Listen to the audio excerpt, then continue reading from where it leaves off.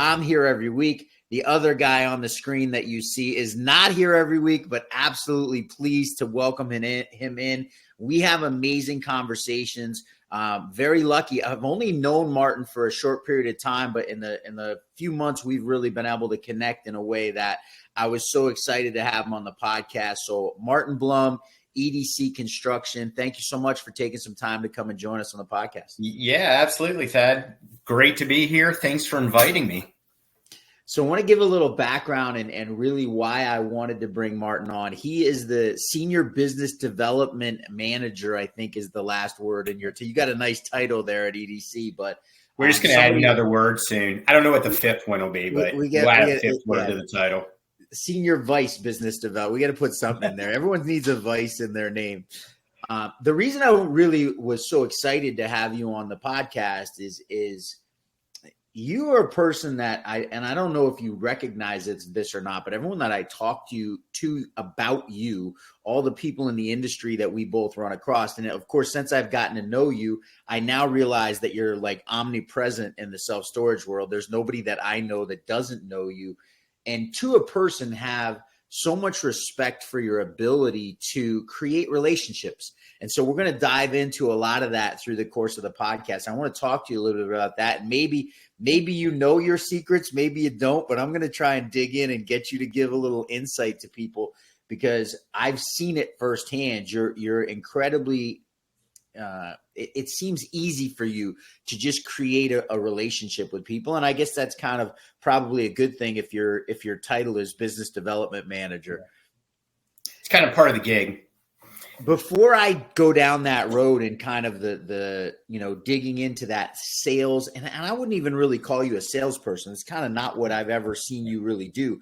More relationship building. I want to go down that road. I always in the podcast start off because self-storage is such a niche thing, right? It's such a strange little beast of its own in the world of real estate, really in anything that anyone does. It's never anything I think someone sets out to be like, hey, I'm going to end up in self-storage, and unless you were born into it.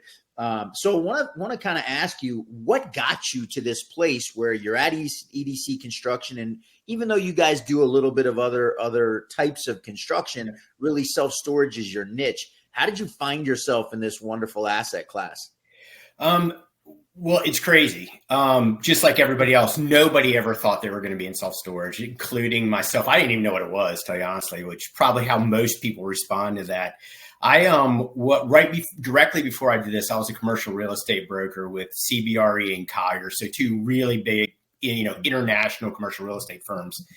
And I was a retail and office and cap markets broker. So did that for a number of years. There's a big shakeup in the I'm in Richmond, and there's a big shakeup in the Richmond commercial real estate brokerage community with the affiliates, kind of a big consolidation with corporate and the affiliates. And I had just been networking forever with a buddy of mine who just happens to work at EDC. And it was just a situation where he called me at the right time when I was at a milestone kind of time in my career where I needed to make a decision on what I was going to do next. It was either keep going on with this consolidation, go into another brokerage company, or just go with corporate.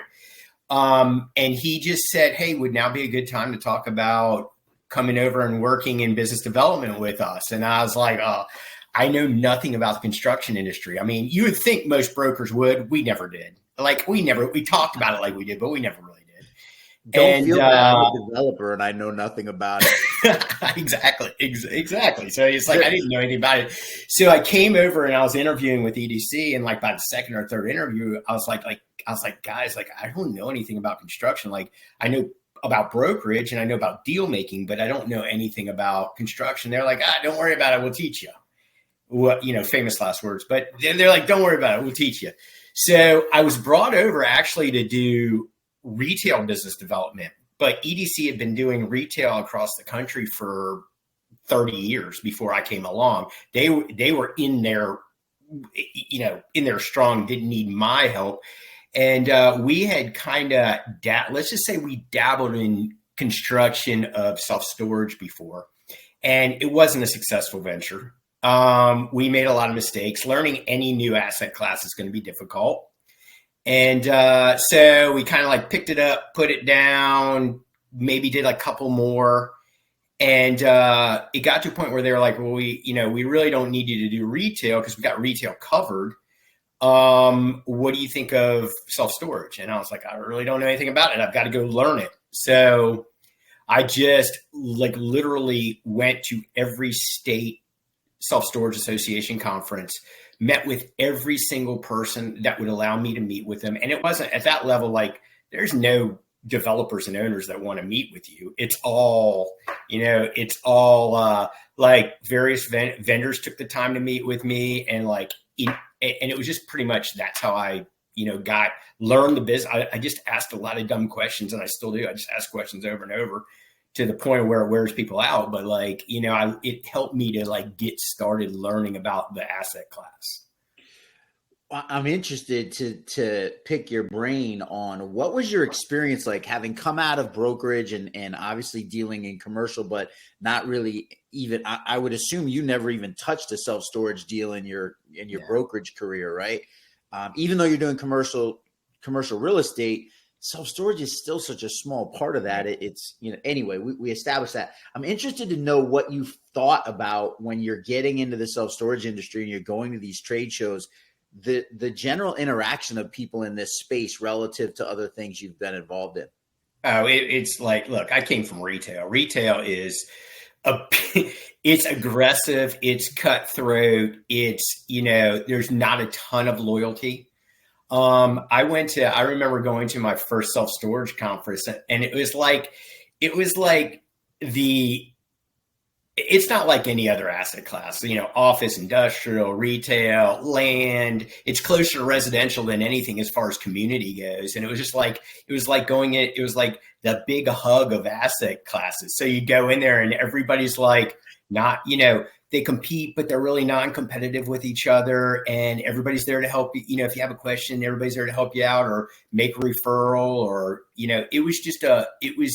I joke about it. It's just lovely there. Because everybody is there to help everybody else. And I don't say that lightly. It's just, it's the truth. It's way different from where I'd come from. And at first I didn't really know how to act. So it came with it. It took me a while and I'm glad I didn't preface this question. A lot of times this comes up every single time on the podcast. It is such a unique aspect of self-storage that, and a lot of people that are in self-storage, especially if they're family, they don't know any different, right? They didn't work in other asset classes. Like I got into self-storage at 48 years old. I had a whole lot of track record before I got here. There is nothing like this whatsoever. And at first it's kind of off-putting because you're like, are these people are they fake nice? Are they trying to juice me up here for something? Where's the punchline? But the exact opposite, 2.5 years later, it's unbelievable how people, you mentioned it, camaraderie, right? I'm thinking of a deal right now that I found a piece of land that I wanted to develop and reached out to a buddy of mine. I was talking to him about the deal. He happened to put a deal 2,100 feet away under contract 2 days before I found my piece of land. Right. I'm not going to do the project. I can't. I wouldn't. In this asset class, it would literally be suicide in the long term, right? So, and there's a lot of places, retail being one of them, where they're not going to care. They're going to try and beat you to the punch, and they're going to try and win in that head to head. And so, what a blessing! I say this all the time, what a blessing to have found myself in this place. Absolutely, absolutely agree. It's been really good for our company. And we've grown, it's taken a lot of time to build the relationships, but it's definitely working out. It's working out for us. It's a big portion of our business. I met you in Richmond, Virginia, actually Chesterfield, Virginia, I think is technically where we first met on a job site. You had gone out there. I was actually trying to sell that piece of land to another developer. We were getting some entitlement work done on it in the company I used to work for. We met. You had been brought in by a consultant for the other developer. I'm taking this to Richmond, Virginia, because that's your hometown. That's Right. the base of EDC. Tell me a little bit about Richmond. That's an important place for you. Well, I I wasn't born here, but I grew up here. Went to school here, public school. Went to college here. Couldn't wait to get out like most people from their hometown. I was like, I've got to go see other places. Went to South Carolina for about 15 years, and in Charleston and Columbia. And then it was getting to a point where like a lot of people do, my folks were getting older, and it was just time to, come back and help out with things. And I picked up in the middle of 2008, right during the recession. I came during the recession. I was like, and I was a real estate broker. I was like, oh, it'll be easy. I'll just go pick up listings from people who are pissed off at their brokers. Turns out that's not how it went down. And I really struggled in brokerage when I got here until I kind of built that back up. But I mean, Richmond's just grown on me since I've been back. It's just a way different city than it was when I left and to the time I came back. It just grew. It got cool. It's gritty. It's fun. There's a million events that go on all the time. I live right in the city. So yeah, it's cool, man. I'm looking forward to it. I know when I came down, you sent me to ZZQ, easily the best barbecue I've ever had. Yeah.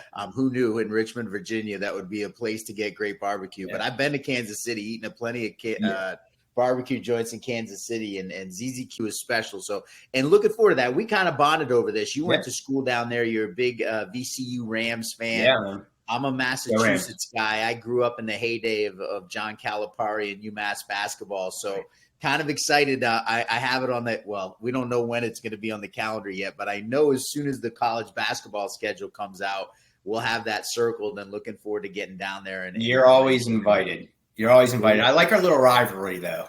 I love it. Yeah, you kind of got us in the grand scheme of things, man. That kind of hurt a little bit. Kind of hurt. You helped us out, gave us a higher seed in the tournament, and then beat us anyway. So, but you never know what it's going to be like next year. It's like we had A10, you just never know. Totally digressing from self-storage. Yeah, that's what this podcast is all about. We're here to have some fun and enjoy it. But yeah. Welcome to a different asset class, so to speak, right? Our top three players entered the transfer portal already. Yeah. So who knows who's going to be on the team next year. Exactly. We're going to go and we're going to enjoy it. We'll root for the colors. We're definitely rooting for the name on the front of jersey, not the name on the back. Right. Too funny. So let's go. I want to talk now. You get invited to go be the business development guy. Mm-hmm. Explain to me what that even means. I never even knew that was a thing. And I'll be honest with you, the first time I ever heard it was a thing, somebody told me that would be something that I would be good at, like last fall, as I was starting to look to move from a company I was working with before. And I knew it was kind of time to move on. Someone said, hey, did you ever think about going and doing business development for a construction company? And I was like, I don't even know what business development means. I'd never heard that before. Funny enough, met you very shortly after that and started to really understand that was something. What is it? What's the role? What are you doing? That's a good question. Now, it's like I joke around with most people and I just say, they're like, well, what do you do? I'm like, I'm just a traveling salesman. That's really all I am. But business development it's a little bit different. I would say it's like, because, in real estate, there's such a long fuse on getting projects done. And sometimes it's like cyclical, and different developers are at different places in their cycles of their projects. So a lot of times what you're literally doing is developing business. So that may come at a later date. So what I do is I start to build relationships. I start to work with them on whatever I can. Maybe we're doing budgeting for them. Maybe I'm just visiting with them, trying to figure out where their projects are, where they are in the cycle of their projects, what's coming up in the pipeline, any service that we can provide that, whether it's something that we as general contractors do, or whether there's somebody I can connect them with that will help along the project or projects that they're working on. A lot of times they're working in different geographies and they're they're used, maybe they're a Florida developer and they're building in Connecticut. So we have, we as EDC have a kind of a proprietary database of just of vendors and just the network that I've built and we build as a company. And any way that we can help them out, we're going to do that. So that it's all part of like one thing. It's not just selling the product one time to one person. Business development is building a relationship with somebody, is how I've always seen it. So I think I probably picked that up a little bit in my brokerage years. I was so impressed by that. It, never had really been exposed to that long-term sales thinking, right? Where it's, and I got to see it firsthand with you. We sat down and had lunch back in the fall. And the first thing you did is ask me, hey, who do I need to connect you to? What do you need? What are you looking for? And I thought it was powerful for me because at the time, I didn't even think I was going to be actively looking to do ground up development myself where I would need a construction company. Since that has sort of changed and it's starting to become a little more of a reality. But at the time, like you had no reason to believe that I'm ever going to need EDC anytime in the immediate future. Yet you're still taking me out to lunch, having this conversation. How can I help you? What I can do? What can I do for you? Where's that philosophy come from and why act that way? For one reason, you just said it. I didn't even know you didn't even know you might be doing ground up one day. So it's a little bit of a long game. The other thing is it's kind of this big circle and it doesn't always like you might not need my services right now, but you might know somebody who might know somebody that might know somebody that does. And that, if I just have kind of come to this, idea or where if you just kind of like help people along the way, your reputation will kind of keep rolling on along. So, and that may or may not be true. A lot of people probably really don't like me, but some people do. And it's just I haven't found them yet. I'll tell you that honestly. Well, thanks. That's I've been looking. I'm like, that Martin Blum guy. All I ever get is, yeah, he's the best. But it's like I also have this buddy. I think I probably have. This has been a more recent thing where I've really dug into kind of making connections for people that don't directly affect a project or deal I'm working on at the time. I've got this great buddy who's he's easily probably the best. He may be one of the best business developers I've ever met. He works for an architecture firm now. He used to work for a civil engineering firm. And the guy just puts people together. He's the best at edifying people and just talking great about you, whether it's in front of you or outside of you, and making he just does that. He's like, I need to put you together with this person because you might not have something to work on right now, but you might date later on down the road. He's just great at it. And I just was like, you'll get yours. It'll come back around to you if you do the right thing. So I just kind of like try to think about doing the right thing as much as I can, and, if it comes back for us, good. If it doesn't, good. If it works out for them, great. I think we had dinner in Vegas at the ISS show recently. And I think the subject came up at dinner of the book, The Go Giver, which is that philosophy, right? Of like, hey, don't worry about the immediate sale. Worry about what can you do for that person? Who can you connect them to? How can you advance their cause? And at the end, it always does seem to come back, especially if you're open to it, right? If you're not closed off and not being closed-minded about what those, because a lot of times, and I've found this out recently in my own life, the opportunity that comes along often looks nothing like what you expected it to be, right? Like with the door that opens is not the one you always thought. Exactly. Yeah. Or somebody will just say, hey, the best thing is just when they're like, hey, I'll ask a lot of times. People call me out of the blue, developers, and they'll say, hey, I heard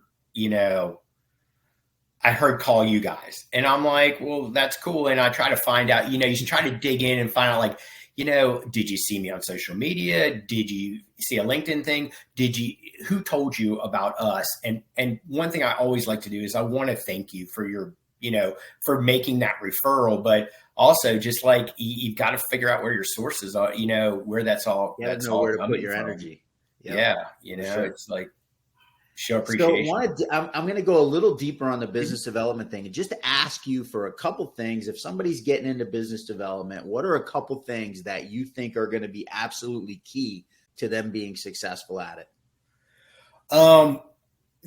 You know, I think the first thing is, I heard this a long time ago, is like when you go into a conversation with somebody, and this is kind of a weird thing, and I probably won't say this correctly, but I remember I was in network marketing like a really, really long time ago. And one of the guys was speaking, said, let me see if I can get this right. I'm nobody, you're somebody, big money. I'm somebody, you're nobody, no money. And so it kind of, I think it just is, the whole point of it is just trying to be a great listener and make the person and understand that the person that you're talking to is, you try to make them a little bit more important than you are. You be small, they be big, they're big. So like, I didn't communicate that very well like just now, but You communicated perfectly, right? And immediately what jumped into my mind are those people that you have a conversation with that make themselves big and make you feel small, and you immediately want nothing to do with them. Right. It came across very clear to me. It may just be me, but it was very clear, because I have a lot of instances in my life where I've met someone and they just came off as pretentious immediately, and you don't want to talk to them business with them. Nope. And then you're just like, well, I don't really care what that guy thinks anymore. But I would say I'm gonna relate this to self-storage, and this is a story I tell a lot. I'm hoping to get him on. He's told me he's coming on the podcast sometime soon. Mike Burnham, who is the president of Storage Mart. I met with Mike Burnham 7 months into my self-storage career. I had no idea who Storage Mart was. I didn't know Mike Burnham's career. I knew nothing about their family, nothing. I didn't even know what square foot per capita was. Like I knew nothing at the time. That guy treated me like I was his kid. Yeah. Right. And so here's this guy who's the head of an $8 billion company. I'm a dude who just failed miserably at flipping houses and was like doing sales for wholesale residential calls and lucked my way into a job in self-storage. And he's treating me like I'm more important than him. So I use that as a reference to what you were saying. Like, he literally was like, I'm nobody, you're somebody. Right. It made me feel like $1 million. And I refer everyone to Storage Mart now. Like, if somebody's needing, they didn't even have a third party management platform. That's awesome. And it's that it proves your point, right? Yeah. Yeah, exactly. I mean, I would say also just, asking questions, being a really good listener when they tell you, helping, just be helpful. But as far as the business development side, be everywhere. Like, we joke about it, the guy that recruited me to EDC is also the vice president of business development. He's always like, well, we need to be everywhere. So it's like, everybody needs to know who you are and what you do. And you need to, and that's your job. People aren't going to do it for you. It's your job to put that message out there. So whether be the first person at the cocktail party, be the last person that leaves, and in the beginning I did this a lot more, be the first person at the conference, walk the room, be there, introduce yourself, find out what's going on, talk to people, and be the last person that leaves. So I didn't sleep, like in early stages of business development, I didn't sleep a lot. So it was like, I'd go out to conferences or whatever, and it would just be like work, first person there, last person that leaves. And until you've met everybody at all levels, I didn't even know who I was targeting. It was just everybody. So it was like, explain to them what we do, how we do it. And then, but the thing about it is a lot of times that's just a really repetitive process, because people today that I've been talking to for 5 or 6 years still don't know where I build and what I build. I have to tell them over and over, but that's my job, that I didn't convey the message in a way that they remembered it. So I've got to keep finding ways to do that. I love that philosophy too. So you just pointed out two things that I'm going to reiterate, because I think they're absolutely fundamental to sales, business development. At a certain level, we're all selling something. Obviously, to make them feel bigger than yourself, right? Be humble, listen, But the one you just said is it's never their job to do your job, right? If somebody doesn't know what it is you're trying to sell them, or they're not, I get this all the time. Like people don't answer the phone. I can get upset. Nobody answers the phone anymore. Call again, text them, send them an email. I have this happen so many times where I'll have people and they'll make 3 phone calls to somebody and never get an answer. And I'll be I think that's a lot of it. Did you send them a text? Yeah, I think people like, and I don't want to jump to COVID, but like during that time, everybody went to this electronic messaging, email, and people would say, like, nobody ever responds to me. Well, figure out another way. Do it the old school method. Pick up the phone and call somebody. I know that receiver is really heavy, but like I'll have days where I'll just go down a list and I'm just like call because I haven't heard from you. And you get a lot more, the communication's different when it's live. 100%. So, there's a back and forth. Like if you and I were doing this over email, it wouldn't be the same. It wouldn't be the same. No, there's a side of it too. I tell this story. Second contract I ever did in storage was selling a piece of land in Florida. And I had it under contract. Contract got canceled.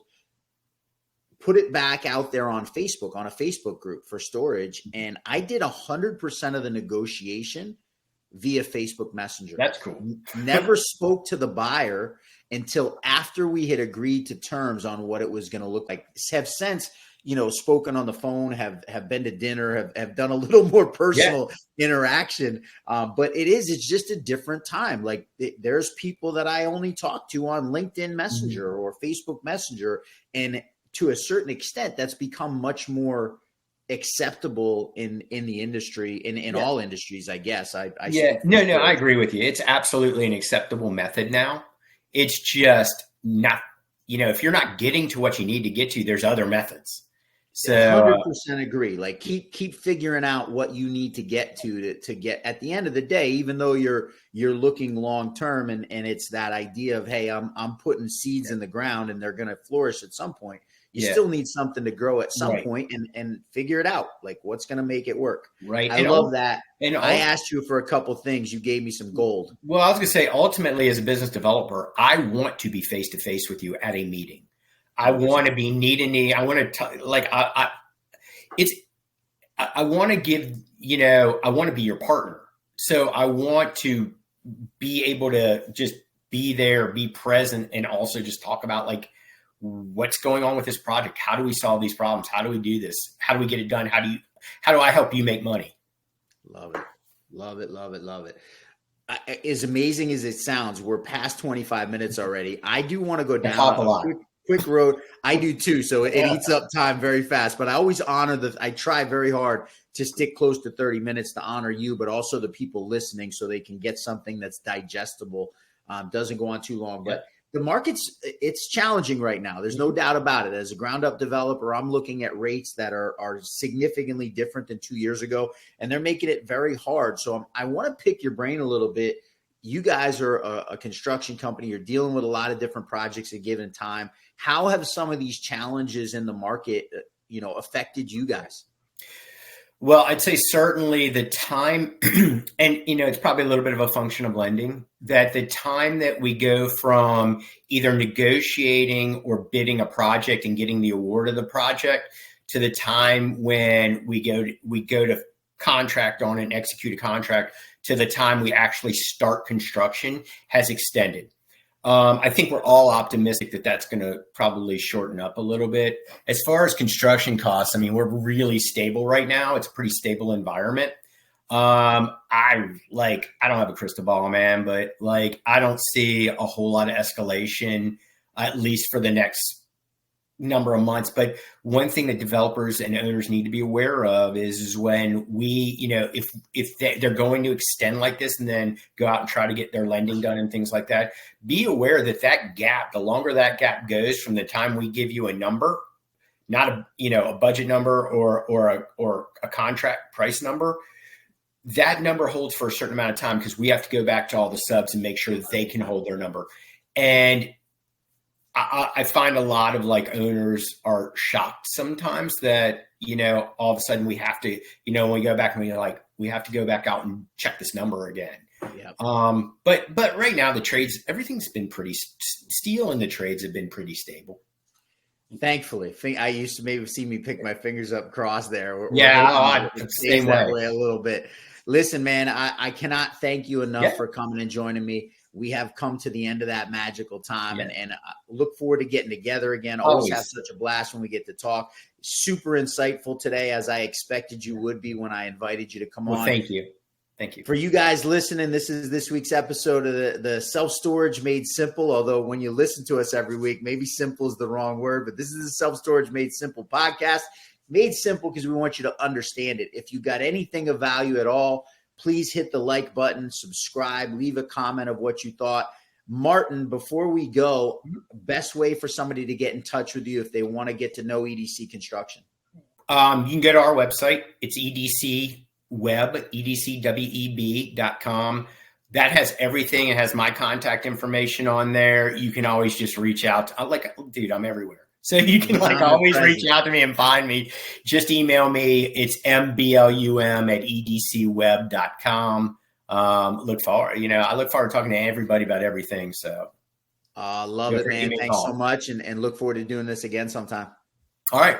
Thanks a lot. Talk to you later. Thanks for the invite. All right. Yep.